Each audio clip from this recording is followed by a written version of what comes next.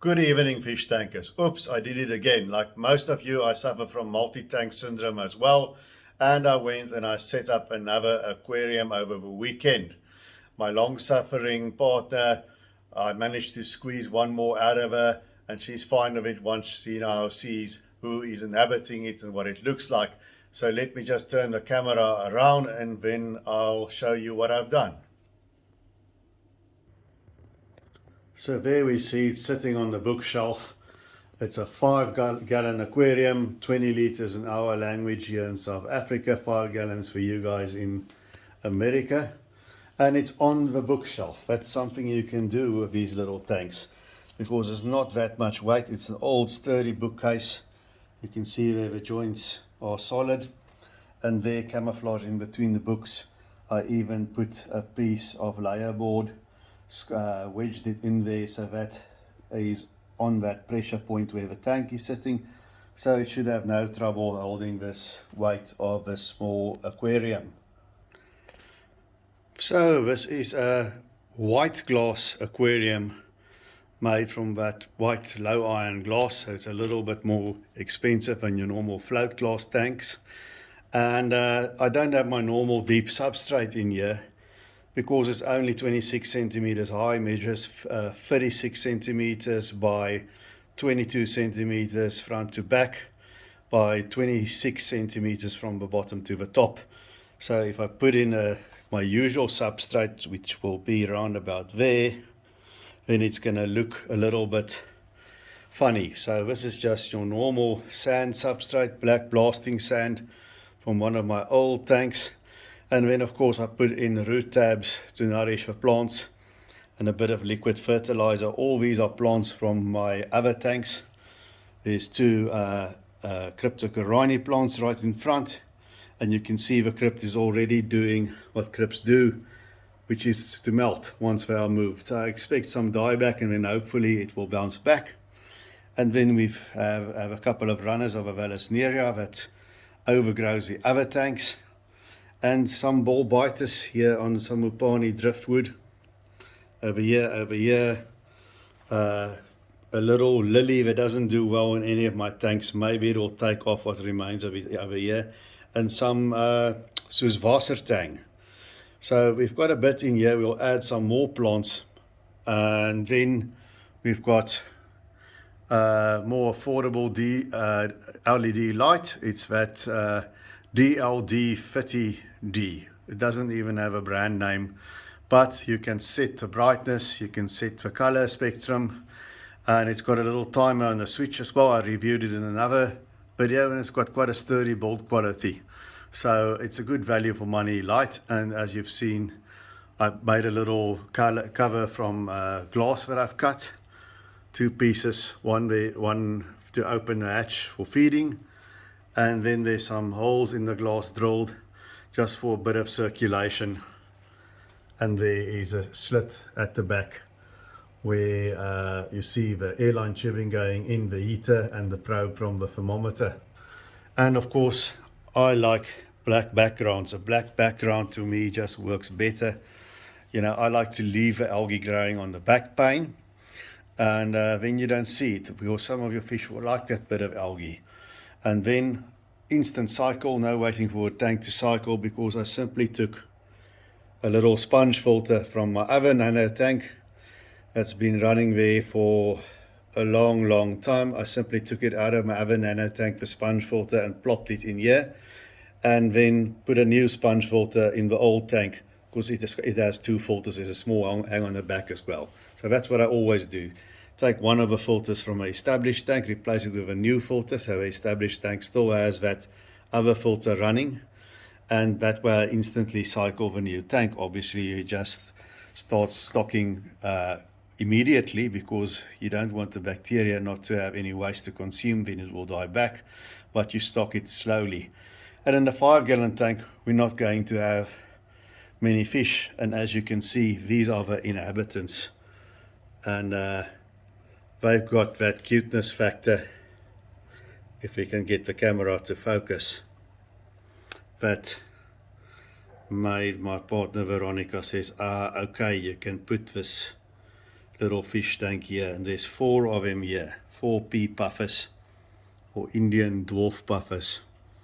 I'm trying to find number 4. There he is at the Upani Wood. Now they are just the cutest little fish. They're little predators, so they don't really care about algae. They don't eat flake food. I'm going to try and get them to eat some vibrobites from Ikari. Some people have had success with that, but for now they're taking bloodworms. One of them took a bit of brine shrimp with not much enthusiasm, but they are a species of dwarf puffer, a fully freshwater puffer, also called Indian dwarf puffers. There, we've got them in focus finally. And the popular name is a pea puffer, because they don't grow more than the size of a pea, if even that. And what I'm going to do is I'm going to feed them for you guys. And that is just the cutest thing to witness.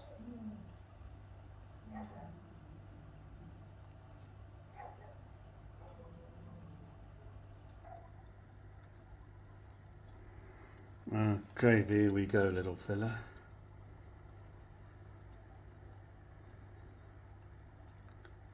Just gonna try. There they go. Just look at them go at it. Eating it like a piece of spaghetti. And now if I will just stop arguing and know the food is here, then maybe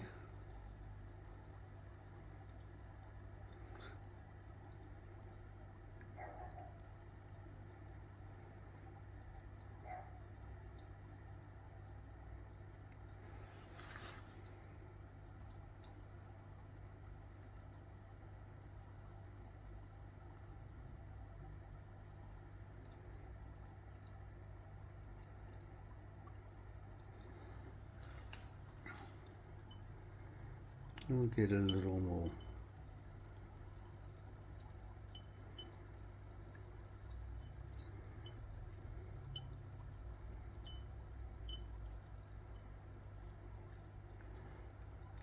Oh, there's a lot of it. That's enough for now.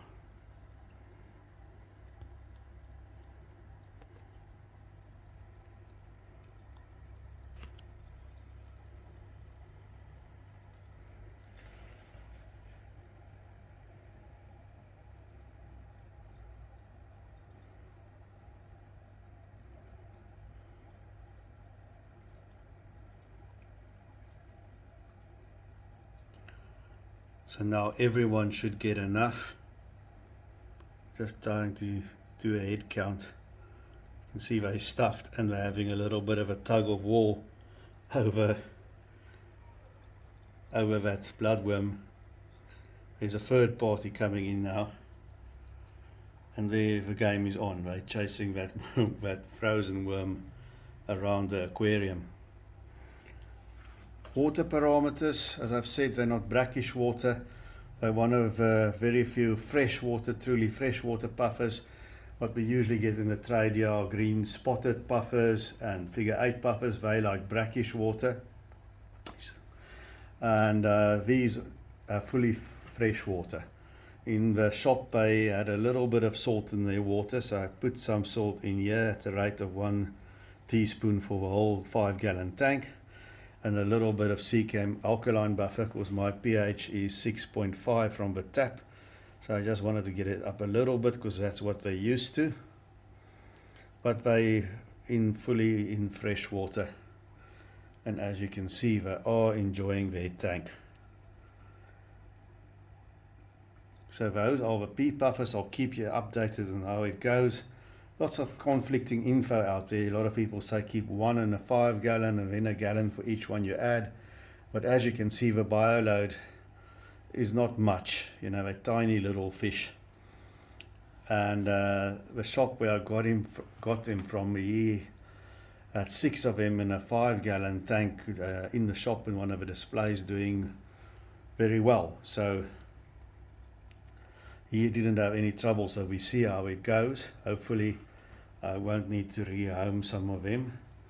But even if I get stuck with one bullish pea puffer, they're fascinating little fish. Very curious, not afraid at all. Little eyes like chameleons, just checking out the food and hovering around the tank all the time. I've got that cichlid-like behavior. When they see me come into the room, they go to the front of a glass, because of course they know food is coming. Well, that's it from me. These are the new additions to my family. If you like this video, please give a video a thumbs up, and if you like my content, subscribing to the channel would also be greatly appreciated. So keep on taking care of those domestic denizens of the deep, and a very good evening and night rest from me.